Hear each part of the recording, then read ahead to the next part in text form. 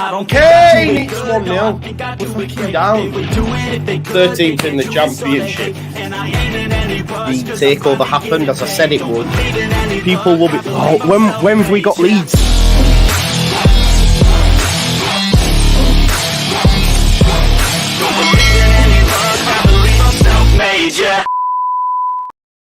Now then, people, welcome back to the Just Joe Football Show, and it's time for your press conference reaction. And I've got a feeling, folks, it's going to be a long one, because our man Daniel Farke literally unpacked the shit out of the Piroe 10, Rutter 9. And listen, I hate to say I told you so, right?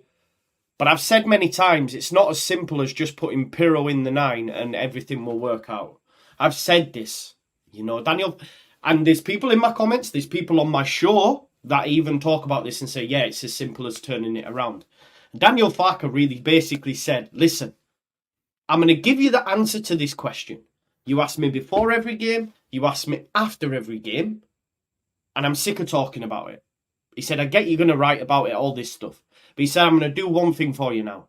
I'm going to give you the answer to the question, then we leave it alone. You don't ask me it again. And I loved it. Like, he's making me fall in love with him again. You know what I mean? Like, over and over and over again. Listen, big shout out Tash, All These TV for the merch. Check them out on their store. Looks dapper as feck. Look like I'm off to a festival about to rave. But Daniel Farke has got me raving. You know, there's people that have come on my show. There's people that have, in the comments, have said it is just as easy. And Daniel Farke, who... basically, in effect, no, don't be banning people, Damar. It's fine. Everyone's entitled to their opinion. My man's here. I wonder how many managers see everything. Listen, Reese, I don't know what you were on about on the YouTube thing saying, oh, stop saying it. I've never once said it. People who watch me will tell you, so you don't watch. So, you know, don't come spouting shit. But basically, I've always said, and I've asked the question. I've asked Joe the question. We've spoken about Piroe maybe fitting the system. And even people in my comments, yeah?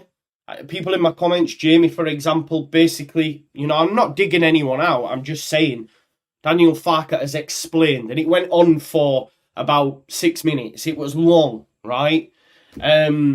So yeah, I think it was great to hear. We will unpack it all because there's loads in there. The best line for me, do you know what it gives me? Mourinho. It gives me Mourinho... when Paul Merson had the audacity, yeah, to say about Mourinho, Harry Kane needs to leave Spurs because he's not going to suit Mourinho ball. Mourinho then turned Harry Kane into an absolute machine, not only in terms of goals, but also assists. And in his press conference after that, he basically said, I once had Didier Drogba. I once had this player, and they all scored all these goals. Daniel Farke basically did the same. It was class. He was like, yo, like 4 times in Germany, he was like, Golden Boot winner. Then we had to sell him, another striker came in, Golden Boot winner. Then another striker came in, Golden Boot winner. He was just going, mic drop, mic drop, mic drop. Mic drop, just constantly going, you know the other striker? Yeah, Golden Boot winner. He then went on to say, I then came to England. I then came to England and bought a guy who was young, free. Everyone complained. 2 times Golden Boot winner. Timo Pukki. And then he said, I went back to Germany and I turned Marcus Thuram from a winger into a forward. He got double digits, won off the Golden Boot winner in the Bundesliga and played for France in the World Cup final. Do you know what I mean? He basically said, this is my wheelhouse. This is my wheelhouse. I know what I'm doing. Stop asking silly questions. Because ultimately, he basically said as well, Joel Piroe scored 4 in 7. If he continues in that rate, he'll get more goals than he did at Swansea. Do you know what I mean? And listen, football isn't as easy as just switching it. I've said it multiple times. Because if it was, he'd do it. If it was, he would do it. Football don't work like that, does it? There's loads of different reasons as to why he's played. And we're going to unpack that. But before we do, I've just given you my initial, thoughts. And I'm absolutely here for it. But let's talk about the other things in the press conference first of all. Don't forget to smash a like on the video. subscribe to the channel, get your comments in, hit the notification bell, all that jazz. I'm not sure there's going to be a live stream tonight because Lockie and Andrea are out. I've spoken to someone else. I'm waiting to get an answer. I will be pre-recording a preview, though, that'll go out between 6 and 9 when the majority of viewers are on YouTube, okay? So I'll put my own, like, individual preview out there, okay?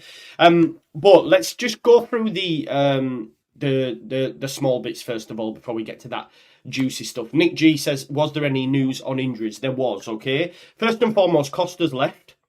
Costa's left the building, exited, gone, right? Am I bothered? No. As Catherine Tate would say? Is that her name? Yeah, Catherine Tate? Bothered? No, bothered. Yeah, remember that. So anyway, Costa's left. Squad. Shackleton's out. Shackleton's out till after the international break with his shoulder. Byram, late call on his fitness. He's got to play for me. He's got to play for me. I think Baron Cross asked him who would play there if he isn't fit. And he said, I ain't got great options. He even mentioned changing the formation to accommodate the loss of Byram because there's no Firpo, there's no Shackleton, there's no Byram. And I do not want Stroud playing there. But he did say, if he isn't, I'd rather not change the formation, which made me think we might see Stroud at left back and then Cooper in at left centre back. Don't want to see that. So praying that at 2 o'clock tomorrow, Byram's fit. Training today, and then he's going to let him know. Yeah? Then he's going to let him know.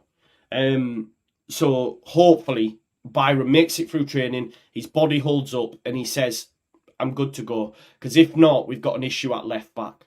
And if it's going to be Strauch in it. Unless, is Leo still here? Leo's still here. But I think he's rubbish. But I'd rather probably Leo play at left back because he can invert better than what...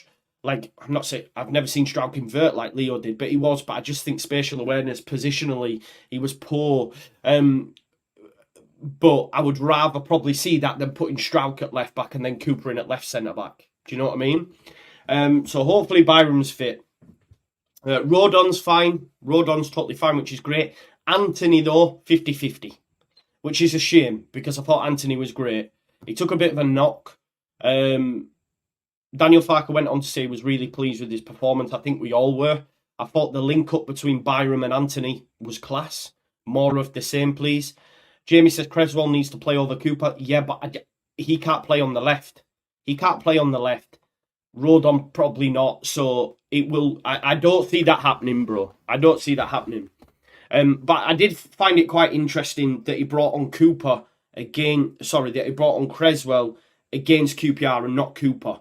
His go-to centre-back was Creswell, and that was a change. So maybe he's had a look at Cooper now and realised and said, yeah, do you know what? You're on the win.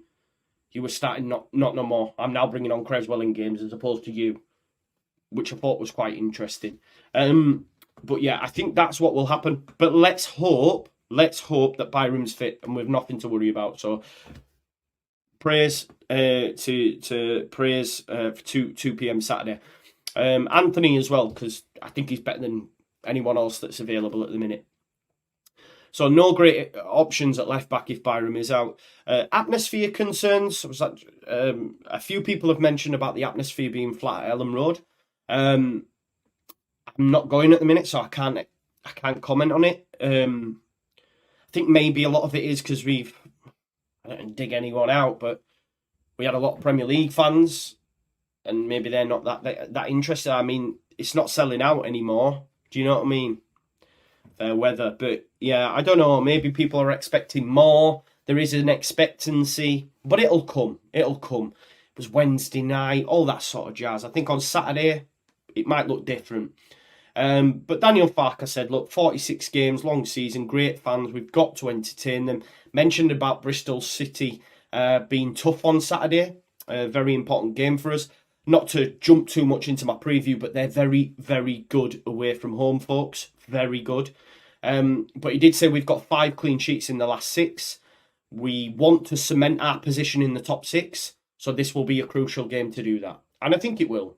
I think it will. You know, because if we just continue to win, we then solid in there, aren't we? And then it's a case of putting pressure on the top 2. But he said it will be difficult, so we need the fans for this game. He did say that. I think Adam Pope asked him, if it goes your way on Saturday, are you on track? You know, we're 10 games in now. was 6. It's a good barometer of where you might end up. He said, look, by the end of Saturday, it'll be 11 games, but, you know, I don't really look at the league table. And this is where I come back to it. I had a conversation with Luke on Twitter from Ought to Know Better. I've said it on a number of times. Daniel Farke has been here, done it, wore the T-shirt. There is no one, bar Mick McCarthy, who's better equipped than getting a team out of this division. He's won the league twice. If he wins it this year, I don't think he will, because I think Leicester are going to be too hard to catch, if I'm honest. But he's been promoted and won the league twice. The only other manager that's done that is Mick McCarthy. He is the best person for the job. So he's been here, done that. Yeah, he's been here, done that. And that's what I keep coming back to. And he mentioned it with the striker, but I also had my own thoughts when he's talking about where we are in the league. He's been here, done it. He's not panicking. He knows if we're in and around there, then boom, in the running, we put the pressure on. But he said our position is good, yes, you know. But like I say, he knows the drill. There was chat about loanees, not my topic. Who's actually going to come back? Ask yourself the question. Who's actually going to come back? Nobody. Like, nobody. They're all shit. I don't think any of them are getting games, are they? They're not even getting games, some of them. Brendan's shit. Rasmus is shit. Llorente's shit. Adams is a turncoat and injured. Sinistera can't get a game. Harrison's done all right, but again, he'll be relegated with Everton. And if he gets relegated and we go up, he can swivel, man. He ain't coming back to us. Nah, not a chance, mate. Stay down there, sell him to him. I don't know. But yeah, they're all shit. So, sack him off. He was asked about Perkins as well. Not even playing, is he injured? He said, I don't want to talk on him. I wouldn't expect Ange Postecoglou to talk on my players who are from Spurs. I'm not going to talk on them. But there's clear issues with Sonny Perkins. I think he's been given a lot of money because he was at West Ham. He played a couple of games in Europe. Leeds United have signed him, give him a lot of money. I don't think he's that interested. I don't think his attitude's right, just from what I'm told. Just from what I'm told, folks. So yeah, I don't think he wanted to leave permanent because he didn't want to lose that bag. That's just what I've been told, but we leave. And now he's not getting games at Oxford, I think, so we'll wait and see. So that was all the little bits covered up. Let's talk about Piroe in the 9 chat. You could tell he was annoyed. He gave a big... Do you know what I mean? He gave a big... And then he paused, composed himself, and said, look, I get it's football, but I'm going to do you a deal. Right? He said, I'm going to do you a deal. I'm going to go along and explain why. I'm going to go along and explain why, but then don't ask me again. That's what he said. Don't ask me again. He said, first, I always want players to play in their best position. First and foremost, I want players to play in their best position. But he did say, if I was to ask everyone, Rutter, Bamford, Joffrey, Joseph, where they want to play, they would all say striker. So that would mean if I was going to play Piroe in the 9, then all these players would have to come out of the side. It's all about the team, isn't it? It's all about the team, rather than individuals. He said in some games as well, I'd like to have 2 or 3 of these players on the pitch at the same time because I want us to have goals. Who's going to come up with goals? Well, we've already seen Rutter's come up with goals. Piroe's come up with goals. They both can coexist. They both can coexist. They're both scoring goals. They're both creating goals. So he likes to have them on the pitch so that he can score goals. You know, let's not forget Piroe scored a goal from Millwall from very deep. Continued his run, arrived late into the box, scores. He's also got good movement for when James put one in, back post against Watford, bang, header. He is still scoring goals. He's still got 4 in 7. It's a good return. He said second, so on to the next point, your best position differs per club. He said he also played in the 10 at Swansea, but it also changes where you are in the league. He mentioned how a striker at a team fighting relegation is different to a striker in mid-table, is different to a striker chasing the league. There is different levels between the football clubs. The setup is different. And he was the main man at Swansea. Give the ball to Piroe. Give the ball to Piroe. But that's not the case at Leeds, is it? If we're being honest. We have Rutter, we have Somerville, we have Piroe. You have Nonto when he's involved. there's many top players in this team. So therefore, he's not the star guy. And I prefer that. He then got on to what we need from a striker. And this comes back as well to what Andrea and Lockie were saying, so props to them, about him not fitting the system. Or not the type of profile that we want or needed at the time. But he isn't a great presser. He's not a great presser. And that's what we want. With the type of football that we play, we need a pressing striker. And he doesn't do that. That's why, folks, you're going to see Bamford. You're going to see Bamford a lot. Who's the best presser in our team? It is Bamford. That's his great quality. So you will see him at some point. But he mentioned how against Swansea, he would drop deep. They would play deep. You know, he would do these things. Leeds United were not asking that. And the thing is, if you did put Piroe in the 9, folks, then that pressing that we see from the striker, that we see from Rutter, and he also mentioned runs in behind. Well, Piroe doesn't have that turn of pace, really. Rutter does, Bamford does. Bamford's deceptively quick. He can get up to top speed pretty fast, if I'm honest. Over a few yards and then he's at. So you're not going to get that from Piroe. He mentioned his finishing being world class. You know.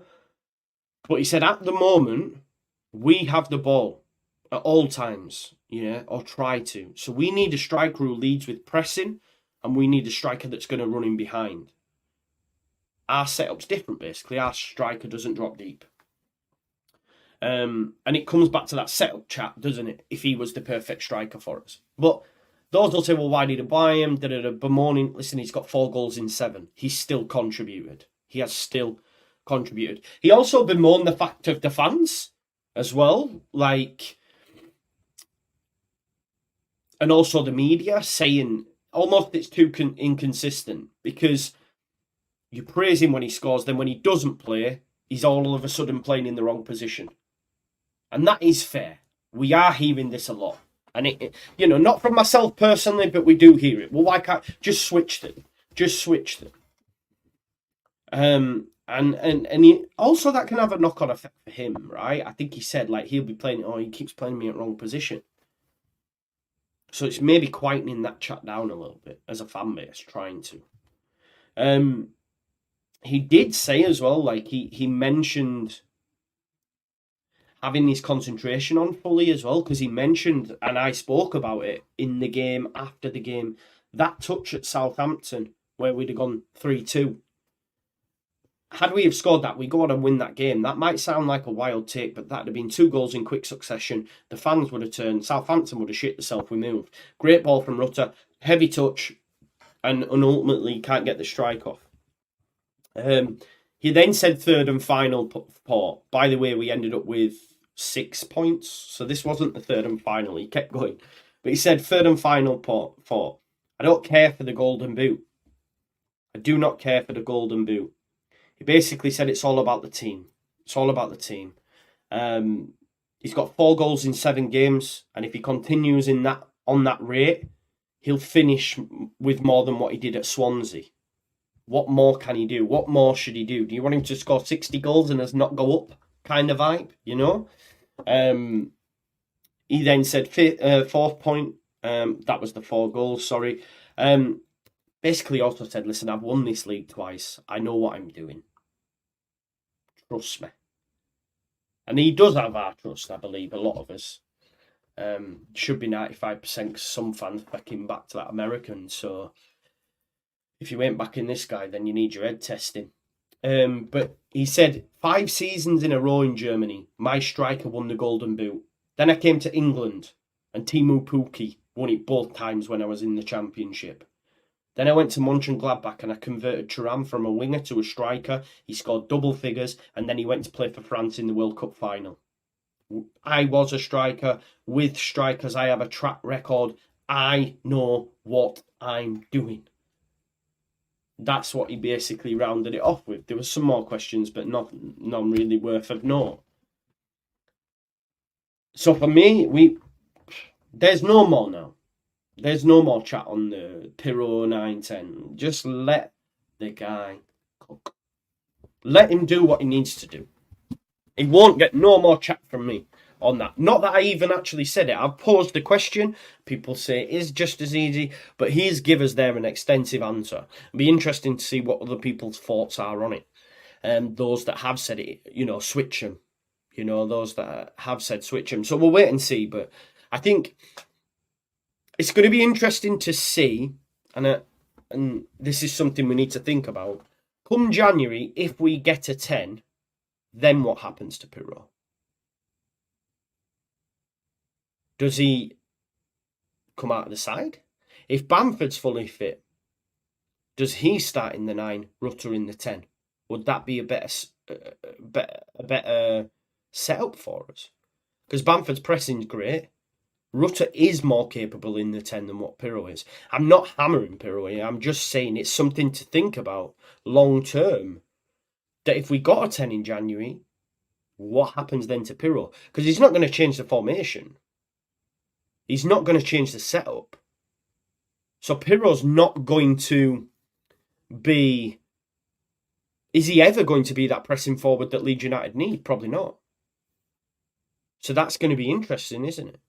Because then you have to talk about the question and say, well, we spent a lot of money on him. So what are we doing here? Because ultimately, yes, he's scoring goals, but ask yourself the question, had we bought Amiri, if we did go and get a 10, where does Piroe then fit? Because he clearly doesn't fancy him as the main striker, because the main striker is asked to do X, Y, Z. So that's why I think at some point we'll see Bamford leading the line as well. We've got to trust Farke, but I do think it's a worthwhile discussion point, because he's basically saying he's not my striker in the setup that we need and what I want from my striker. So then to think ahead, what if we'd have bought Amiri? He's not going to play in the 10 then. Could we see Bamford come in a couple of games? I mean, if Bamford gets through Saturday, comes on again, because he did, like last word on Leeds says, Joe, he did pull them all over. He was good when he came on. If he was to lead the line, we'd then have Rutter in the 10. But it's clear now we're not going to see Piroe in the 9. Unless he's going to change the way that he plays ball. And I don't see that. So it is going to be one to watch. But like I say, if Piroe's scoring goals, it don't fucking matter. Doesn't matter. Ultimately, who do you want the ball dropping to? It is Piroe. It is Piroe. And there's been a number of occasions, right, when it goes to the byline, they look to cut it back and he's arriving on the edge. That will land at some point. It's just taking time. We're gonna continue to improve. Not so much improve, but just continue to pick up points, move along nicely, and then at the business end of the season, I genuinely believe it'll be like a fucking steam train. We've only lost 2 games all season, folks. One was Birmingham away, a penalty late on, that genuinely is a B team that we played against a fully fit Birmingham side. And Southampton. These things can happen. But aside from Southampton and Leicester, I think, I've said before, I think the league's bang average. You can't win every game. There will be a time when teams will frustrate. I think that might happen as well. I think it might frustrate us on Saturday, and I think it might be a very tough game. They're 4th in away form. They're a very good side away from home. Nigel Pearson, wily old fox. Leeds United, I'm getting into my preview here. I'll save it, but it's going to be tough. But yeah, listen, I think we've gone on enough. There's loads there, right? Yeah, there's loads in there. I can get to some of your comments in the nice. Let's see what Jamie said.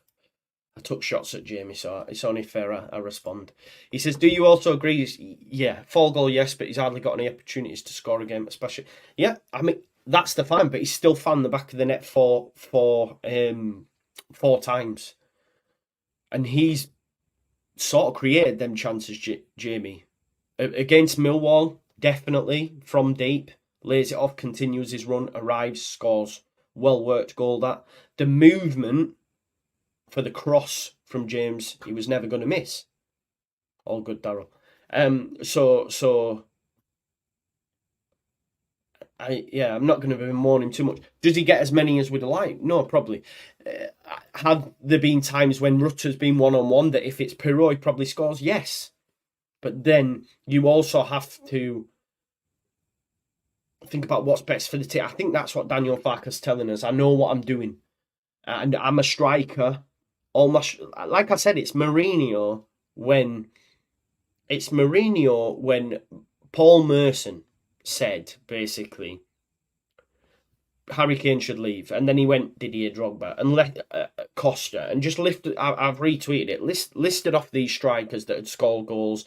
Ibra, Militao, all of them. Milito, sorry. Listed them all off. And Daniel Farke's done the same. And as much as journalists and us think we know ball, managers know more. Because you've just to look at people like Paul Merson and that when they were rubbish in the signing of fucking Salah and rubbish in the signing of fucking Kevin De Bruyne. These managers know what they're doing. I'm not saying we can't be critical. I'm not saying we can't have our own opinion. But ultimately, they're the ones that make that final decision. And we're 6th in the table. We've only lost twice. And Piroe scored 4 goals. And Rutter's been fantastic. So, yeah. No, I know you're not, bro. I know you're not. Great presser. After a few boring ones.